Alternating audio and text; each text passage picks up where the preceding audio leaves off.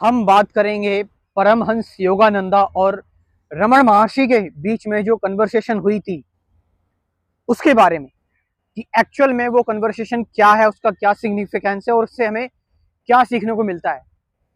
परमहंस योगानंदा जब एक्चुअल में अपना काम स्टार्ट करने जा रहे थे, क्रिया योग की शिक्षाएं फैलाने जा रहे थे, तो उससे पहले वो रमण महर्षि से मिले। जब वो रमण महर्षि से मिले, रमण महर्षि बिल्कुल शांत बैठे हुए थे। उनसे मिलते हैं और उनसे कुछ क्वेश्चन करते हैं। परमहंस योगानंदा रमण महर्षि से सबसे पहले क्वेश्चन पूछते हैं कि स्पिरिचुअल अपलिफ्टमेंट जो है किसी का, वो कैसे इफेक्ट होता है और उसको क्या इंस्ट्रक्शंस देनी चाहिए कि अगर कोई व्यक्ति है वो आध्यात्मिक तौर पर ग्रो करना चाहता है, कैसे उसकी यात्रा आगे बढ़ेगी और उसको क्या इंस्ट्रक्शंस दें हम किस हिसाब से। तो रमण महर्षि आंसर करते हैं कि ये डिपेंड करता है कि उस पर्सन का टेम्परामेंट कैसा है, उसकी स्पिरिचुअल मैच्योरिटी, रिपनेस कैसी है उसकी। अब ये बहुत बड़ी चीज है यहाँ पर इसको समझना, क्योंकि हम में से ज्यादातर लोग जो हम जानते हैं वही सिखा देते हैं कि भाई भक्ति योगी सही है, बस यही कर, कर्मयोग ठीक है यही कर, मेडिटेशन ये वाली है यही कर। नहीं, ये डिपेंड करता है कि पर्सन की यात्रा, पर्सन जो है वो किस लेवल पर है, उसका उसका जो मेंटल स्पेकुलेशन है, उसकी जो रिपनेस है, मैच्योरिटी है, उसकी जो इंक्लिनेशन है, इंट्रिंसिक नेचर जो है उसका, वो किस ओर जा रहा है। फिर उसके बाद परमहंस योगानंदा क्वेश्चन करते हैं कि भगवान जो है वो, गॉड जो है वो सफरिंग क्यों क्रिएट करते हैं। ये बहुत इंपॉर्टेंट क्वेश्चन है कि सफरिंग क्यों होती है इस दुनिया में। क्योंकि भगवान तो एक बार में ही सारा काम कर सकते हैं, एक स्ट्रोक में ही वो सब कुछ कर दें और सबको गॉड के रियलाइजेशन हो जाए। तो रमण महर्षि कहते हैं कि सिर्फ यही एक तरीका है, it is the only way, यही एक तरीका है गॉड की रियलाइजेशन का। अब क्योंकि यही एक तरीका है तो हमें इसे ही मानना पड़ेगा। ये समझना भी बहुत इंपॉर्टेंट है। अगर आप देखेंगे ज्यादातर जो स्पिरिचुअल लोग हैं, नॉट विलिंगली, नेचुरली उनकी लाइफ में कुछ ना कुछ ऐसे सर्कमस्टांसेस आए थे जिनसे उनको कोई ना कोई डेथ का सिनेरियो या फिर किसी ना किसी चीज से उनको वो बहुत ज्यादा ड्रेन हो गए थे और उन्होंने अपने माइंड को देखा था कि वो कैसे बिहेव कर रहे हैं और फिर उन्होंने क्वेश्चन पूछा था क्या हम रियल वर्ल्ड में रह रहे हैं।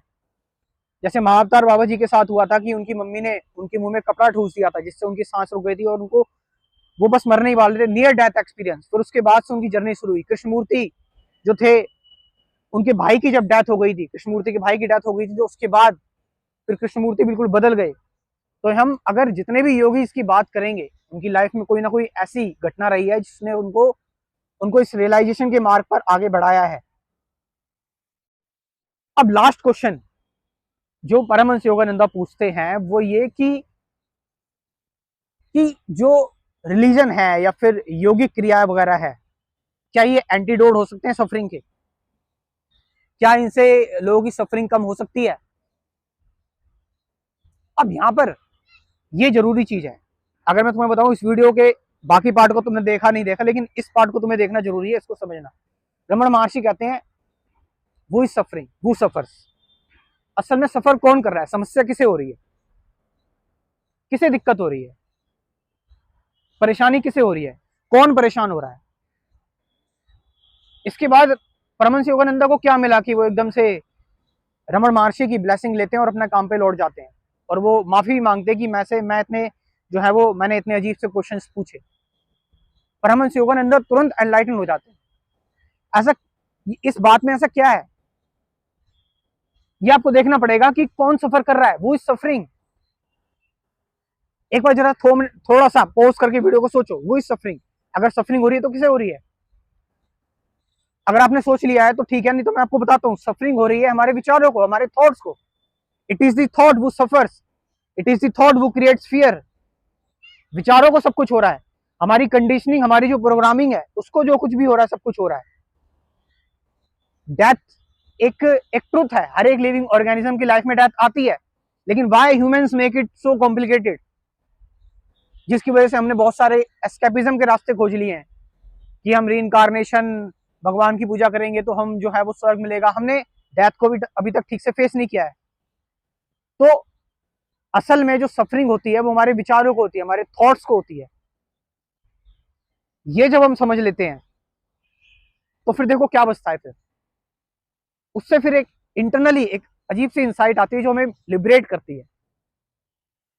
यहां पर एक बेहतर इंसाइट के लिए मेडिटेशन जरूरी है, ध्यान जरूरी है। एक सही ध्यान क्या है, सही मेडिटेशन क्या है। अब मेडिटेशन को लेकर मैंने काफी सारी वीडियोस बनाई हैं एक्चुअल में, लेकिन किसी के पास टाइम नहीं है, कोई जल्दी जानना चाहता है मेडिटेशन के बारे में, किसी को बहुत ज्यादा इंटरेस्ट है मेडिटेशन में, तो वो टाइम कंज्यूम ना करके एक काम कर सकता है कि मैंने लोगों की रिक्वेस्ट पर एक कोर्स बना दिया मेडिटेशन का। इस मेडिटेशन कोर्स में मैं डिटेल में बात करूंगा कि एक्चुअल मेडिटेशन क्या होती है। 10 वीडियोस होंगी इस कोर्स में टोटल। आप चाहें तो इस कोर्स के बारे में इंफॉर्मेशन ले सकते हैं, स्क्रीन पर जो नंबर दे रखा है उस पर व्हाट्सअप करके। Thank you very much.